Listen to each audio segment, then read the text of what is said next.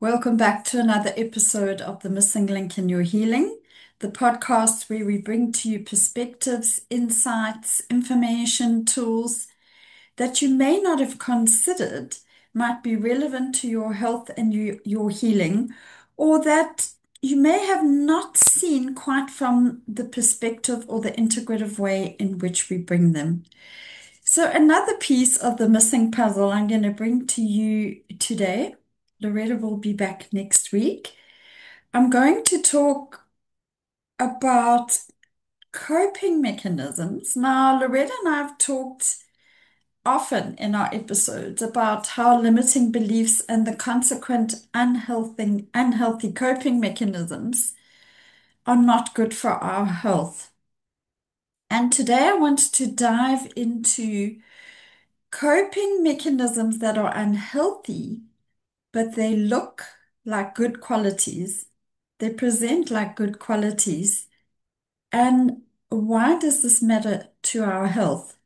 So, you may have heard me say, if you've listened to a number of our episodes, that I was a very dysfunctional functional or a very highly functioning dysfunctional. I say that as a joke, but actually, in all seriousness. So, it was only when I got diagnosed with cancer at the age 56, I started exploring what I'm going to talk to you about today and many other things we've brought in this podcast. And honestly, how I didn't know what I didn't know, and I didn't know it, in hindsight, actually has me floored. So that's why I'm exceptionally passionate, as is Loretta, to bring you any perspectives and insights that may have value while you are still well, so that you don't have to get really sick and go on the journey I did. And I was a well-informed spiritual person that had been on a self-help path for a long time. And what I'm going to bring you now, I didn't know. So I'd love you to know what I didn't know. And if you are already sick, that's also okay. I started because I got really sick. And it's become a journey of changing my whole life, this work from the inside out. I started it, yes, to heal my cancer, but it's become a lifetime embodied spiritual journey, actually, and a journey to help myself.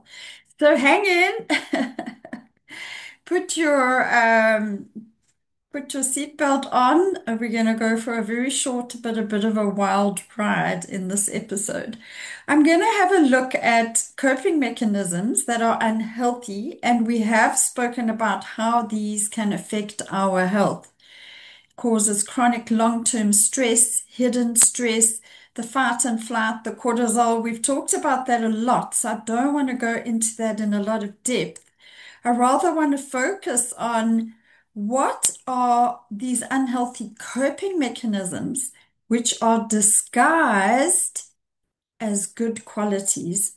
So this fits like a hand in a glove with the episode we put out last week, episode 64 on near enemies, the hidden enemy within you that is causing a lot of problems in your life until you uncover it, reveal it, and start integrating it and working with it. So this dovetails very beautifully with that. So, what do I mean by disguised coping mechanisms? Or what do I mean by a good quality that becomes an unhealthy coping mechanism? Well, many behaviors that we are praised for, and I'm going to go into those specifically, the ones I was deep into and with my own examples. Sometimes these things we praised for, validated for, that society deeply approves of, can actually be coping strategies which we developed and we unconsciously play out to keep us safe, valued, loved in our eyes, or in control. And because society rewards them, we don't notice how harmful they are or how harmful they can become. So I'm going to start off by just defining from psychology. There are over 400 different types of unhealthy coping strategies that have been put out there in psychological world. So I'm not going to go so deep into the psychology because you can go and look it up, but I'm just going to define a coping mechanism. And then I'm going to dive into the topic. So, life entails the tapestry of different experiences, as we all know. Some of them are great and pleasant. And if you're lucky, you have quite a lot of those. A lot are sad, and many are exceptionally challenging and can cause huge suffering. And it's usually both for us human beings, almost always. So, coping mechanisms are the ways we respond to the difficult experiences. We can think of our coping mechanisms as our emotional and behavioral toolbox. Now, we can have healthy emotional and behavioral toolbox, healthy coping mechanisms. And we're going to put out a whole episode on what the healthy ones are and how to develop them. But for now, I want to focus on the unhealthy ones that are hidden as healthy or as good. So, what happens when our responses to our experiences are not helpful? What if we do not respond in a way that improves our difficulty or problem, but that actually makes it worse? So, unhealthy coping mechanisms can become bad habits and they become automatic, unconscious, default behaviors as a way that we respond to stresses. And we actually need usually to seek professional help for this because the consequences physically, mentally, and on every level of automatically being run by unhealthy coping mechanisms is huge. I know. I can tell you because that's my story. So the obvious ones, okay, we're not going to go into, I'm not going to focus on because just about everybody listening to this podcast probably knows that it's pretty obvious that substance abuse, emotional eating or binging, other addictions like sexual addictions or love addictions, self-harm, isolation, procrastination, aggression, excessive screen time are obviously unhealthy coping mechanisms. Although I can tell you, many of us can fall into them without even realizing that we're doing it or how unhealthy they are. But what I want to actually focus on is some of the most common good ones, or that seem like good qualities but can be very unhealthy coping mechanisms in disguise. So I'm going to focus mainly on the ones that played out in my life and that I'm still busy healing. I'm still busy reprogramming that part of myself because these coping mechanisms actually develop very early on in our lives because of cultural norms we're born into or the upbringing we're given, the way our parents or people close to us responded when we acted in a certain way as children, societal norms. So we have been into all of that childhood stuff quite a lot. So I'm not going to focus on it. But the thing is, we so unknowingly get caught up in a cycle of doing the things I'm going to talk about now without realizing that they're actually just as harmful to us as something like overeating or alcohol or something. So people pleasing is one of them. So you're going to see how this very closely segues with the near enemies. Because people pleasing is one that I fell into, and I had absolutely no idea that I was a codependent, passive aggressive people pleaser unconsciously until I went for coaching. And in the first session, she pointed it out, and I was astounded. And that's because people pleasing is a pattern many people fall into, especially if they've had a trauma to start out their life, or they've developed some limiting belief around low self-esteem, or they're not good enough. It becomes such an automatic thing to engage in people pleasing, and it can be disguised as kindness. So we all, as we said in the Near Enemies episode, aspiring to kindness and compassion is what is a good, those are good qualities for human beings. But the thing is, when it becomes unhealthy, people pleasing, we sacrifice our authentic selves. We unknowingly, in my case, and most of us, we sacrifice our real needs. We do things out of a sense of what we believe to be kindness, but is actually an action to get liked and to get loved. So people pleasing can look like a number of different things, always saying yes, even when you really want to say no, but you just perpetually say yes. Avoiding conflict at all costs. Honestly, it's amazing. I could really adapt, and it wasn't a manipulative thing. It's just a natural thing I have in my personality, which is also a strength, but I can easily adapt to a situation or a person.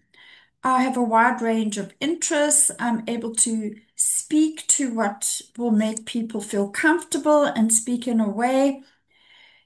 And I can still do that, but now I can use it as a healthy way of engaging in relationships. But I had absolutely no idea that I was unable until about 5 years ago to be authentic, as in state my real opinions or say no instead of taking care of someone else's needs above my own. Um, I didn't realize it was people pleasing. I am still a kind person. And as we said in last week's episode, we're here to be kind and helpful human beings, but when we do it at our own expense, it's exceptionally detrimental to our mental and our physical health. So why do we so automatically engage in people pleasing? Well, because we all think it's a good quality until we unpack the near enemy in it, and how it's harmful to us. And also, when we are helpful, agreeable, supportive, we appear and we've been socialized to that that's a good way to be. But unfortunately, we don't caretake ourselves. That's when it becomes an unhealthy coping mechanism. And it's become very insidious in our society that now, and so many people are over people pleasing, not realizing that it's a problem. They just really want to be really nice people and just want to help all the time. So, why is this harmful? Well, you're suppressing your own emotions, you unknowingly suppressing your own needs, and this causes internal stress and anxiety. It leads to resentment and burnout eventually, even if it takes a long time.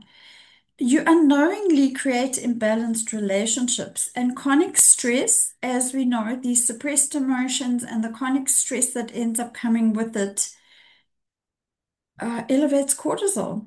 It affects our immunity, it affects our digestion, it affects sleep, it affects our heart health. I had no idea until I got sick how much this affects our physical health, and it can take time before it really wears our body down enough for us to have a heart attack or something. And I'm still working with this every day of my life. The other thing I fell into, which can seem like a very wonderful thing because it's disguised as high standards, performing well, achieving, and that is perfectionism. Now, perfectionism, what does that look like? It looks like never being satisfied with your own work. You may not realize that. That might be quite unconscious. Overworking to get it right. Fearing you making mistakes. I still fall into that trap all the time and I catch myself. It's like rather perfect than done, Loretta's taught me. And I tend to overanalyze how good something is because it's become such an insidious, unconscious coping strategy for me.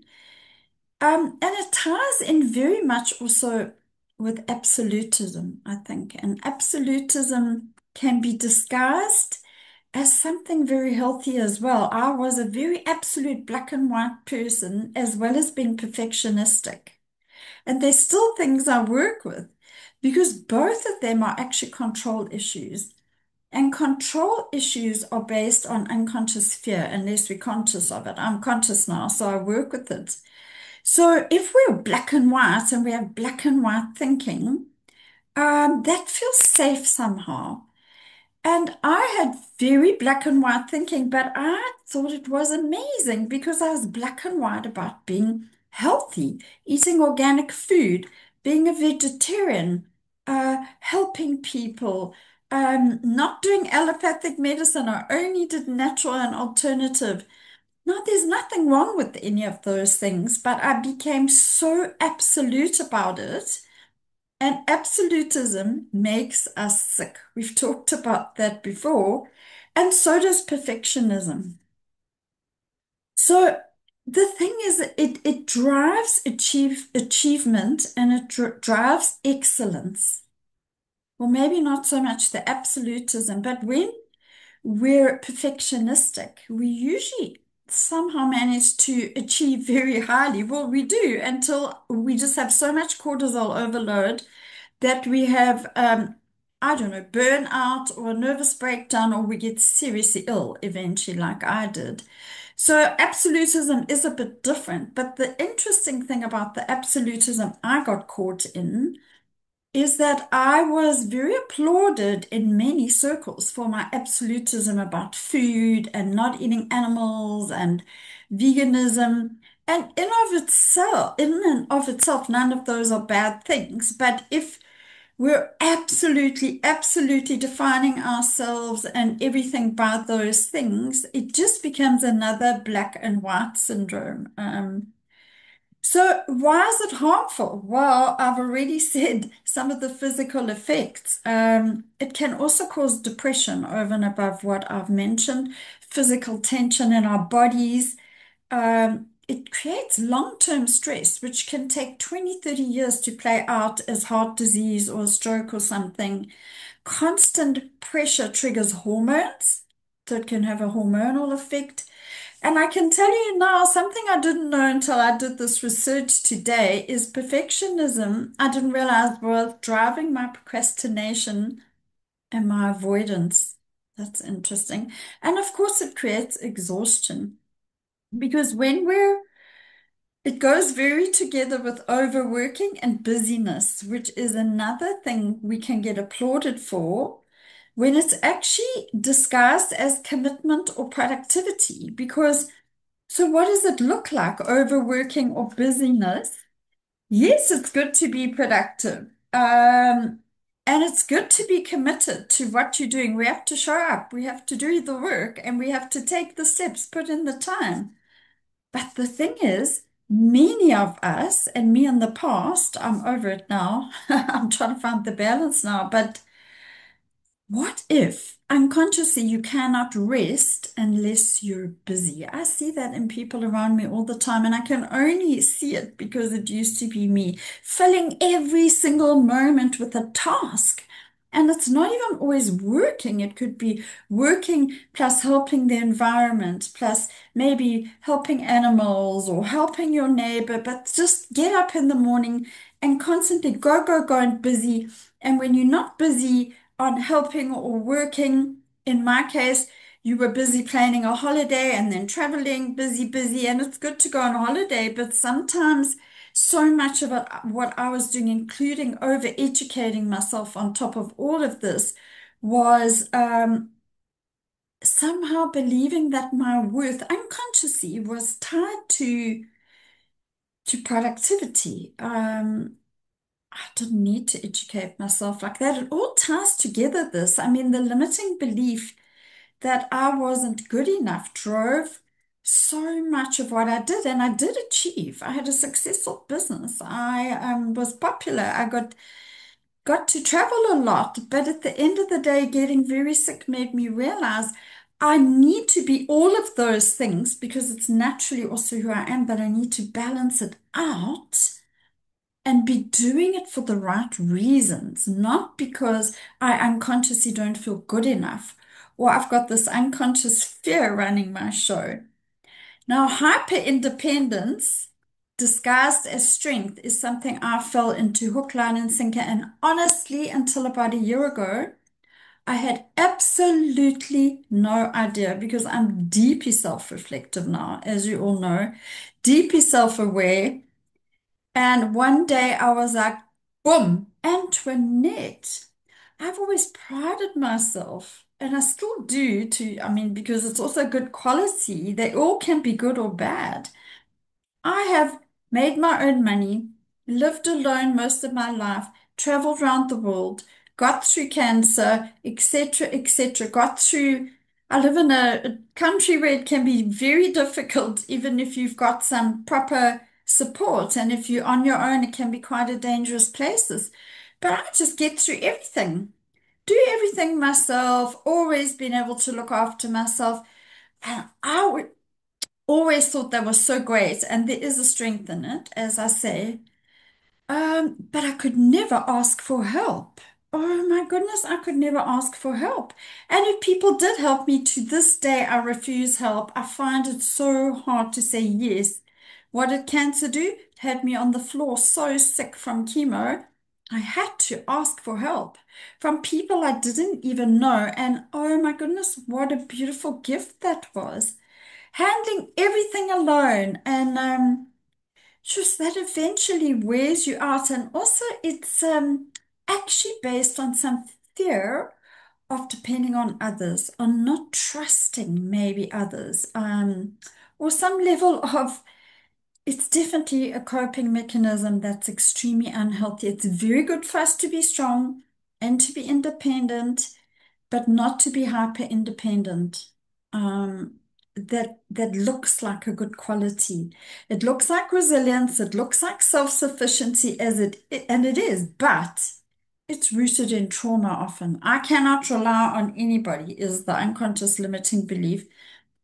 And this isolation, it's also something I only realized recently, increases all kinds of negative things, anxiety, depression, and we can end up too alone and too isolated, and lack of support raises the stress load on our nervous system. I'm now realizing at my age, why have I got a house all on my own and I'm managing everything and I'm working and like, no, I don't want to live like this anymore. So if I'm going to stay on my own, I lower my stress levels, because doing too much just drives our body, mind, and soul into a complete unhealthy frenzy. It can lead to emotional disconnection from others and ourselves. The one I don't think I fell into, but people do, is constant optimism disguised as positivity. And I'm afraid to say that a lot of spiritual and self-help has been responsible in a way, not meaning to, but for us becoming people who minimize our problems, who keep on saying everything's fine, but it's also a tough it out coping mechanism. Avoid uncomfortable emotions, feel good at all cost. And of course, when you're positive and you're cheerful, people love cheerful, positive, strong, easy to be around people. And we can be like that, but once again, it's about this balance. I've seen so often people who are so burnt out and eventually get so sick because they're just constantly positive, no matter what on the surface.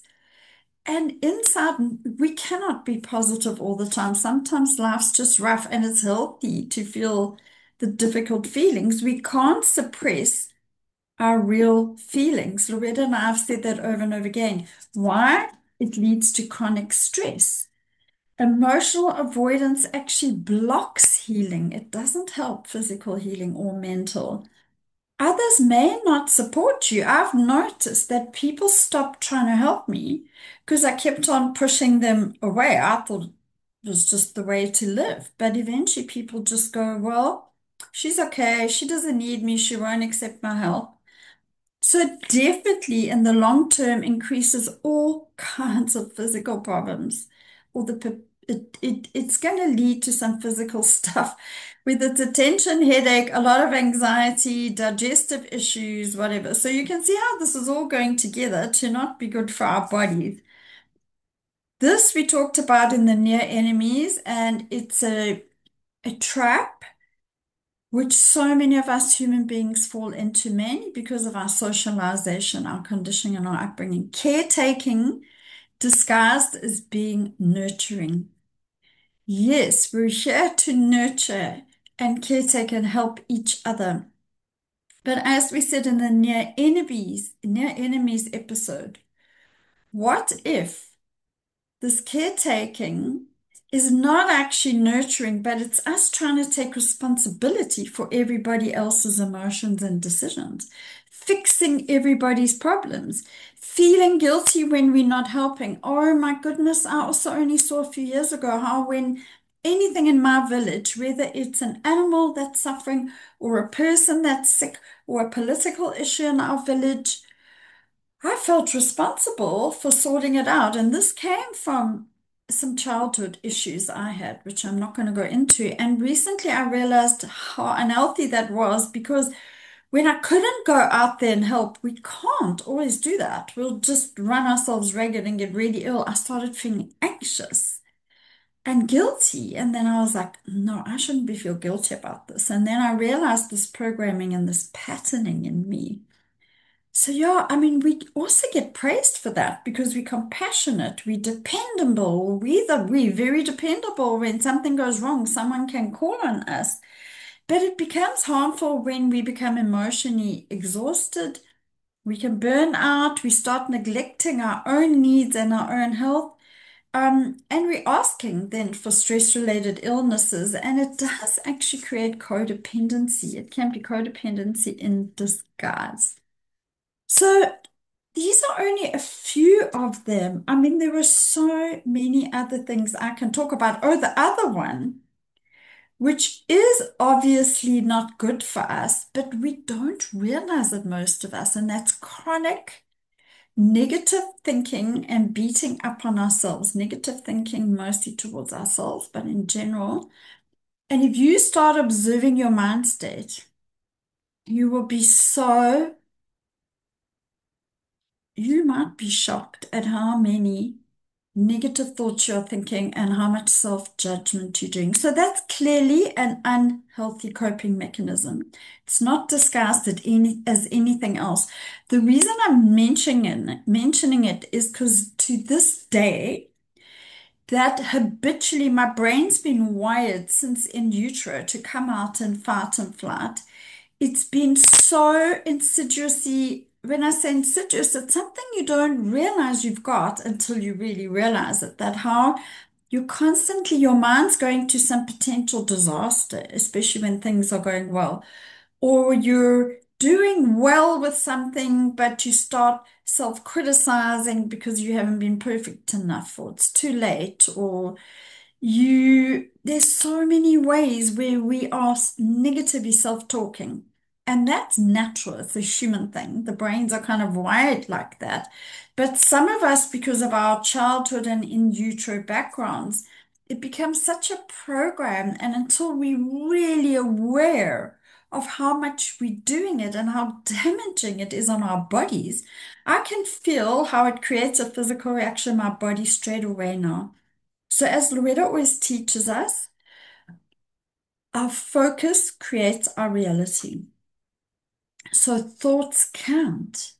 So, we can't be in this over positive, like, oh, these bypassy affirmations like everything's okay, I'm perfectly healthy. I mean, we've got to be in the tension, as Loretta says, of feeling the difficult.